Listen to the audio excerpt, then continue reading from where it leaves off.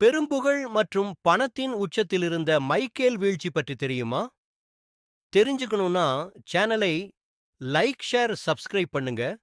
Pop இசை உலகின் முடிசூடா மன்னன் மைக்கேல் ஜாக்சன் தனது இசையாலும் அதிசய நடனத்தாலும் பல இளம் நெஞ்சங்களை கட்டிப்போட்ட பெருமைக்கு சொந்தக்காரர் யாரும் எண்ணிப் பார்க்க முடியாத அளவுக்கு பணமும் புகழும் பெற்றார்.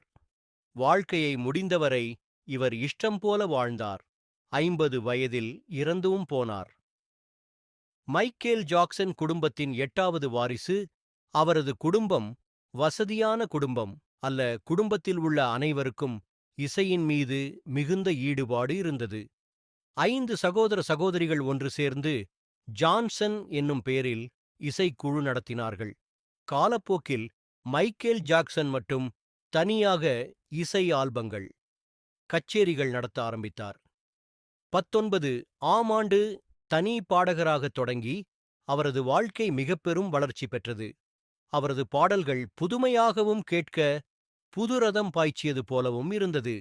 இவரின் வளர்ச்சி பல மில்லியன் டாலர்களை தனக்கு சொந்தமாக்கிக் கொண்டார். மைக்கேல் ஜாக்சன் வெறும் பாடகராக மட்டுமல்லாமல் நன்றாக நடனமாடும் திறமையும் பெற்றிருந்தார். அவர் கடுமையான உழைத்தார். அவர் முன் வாக்கு நடனத்தை டான்சர் ஜெப்ரியுடமிருந்து கற்றுக்கொண்டார். தனது இசை ஆல்பங்களுக்குதானே பாடல் வரிகள் எழுதினார். பின்னாளில் நவநாகரிக ஆடைகளை அறிமுகம் செய்யும் அளவுக்கு புகழ் பெற்றார். அவர் அணிந்தார் என்பதற்காகவே பல பிராண்டுகளின் விலைகள் கன்னாபின்னாவென்று விலை ஏறின. அத்தகைய பன்முகத்தன்மை கொண்டவராக இருந்தார்.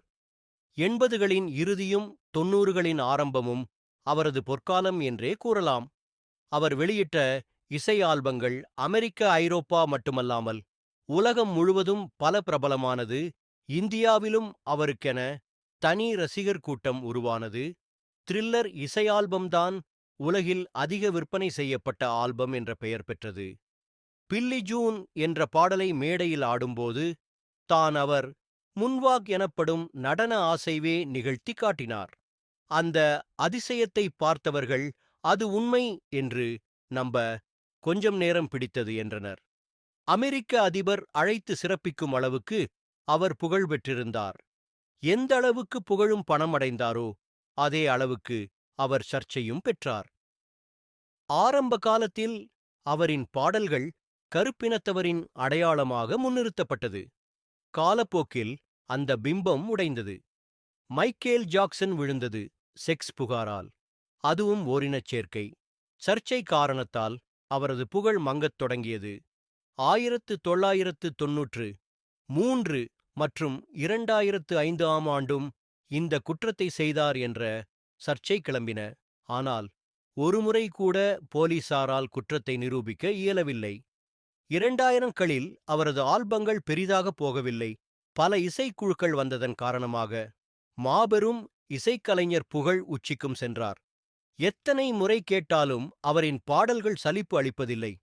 அவர் புகழ் என்றும் இருக்கும் மைக்கேல் ஜாக்சன் உங்களுக்கு ரொம்ப பிடிக்கும்னா சேனலை லைக், ஷேர், சப்ஸ்கிரைப் பண்ணுங்க.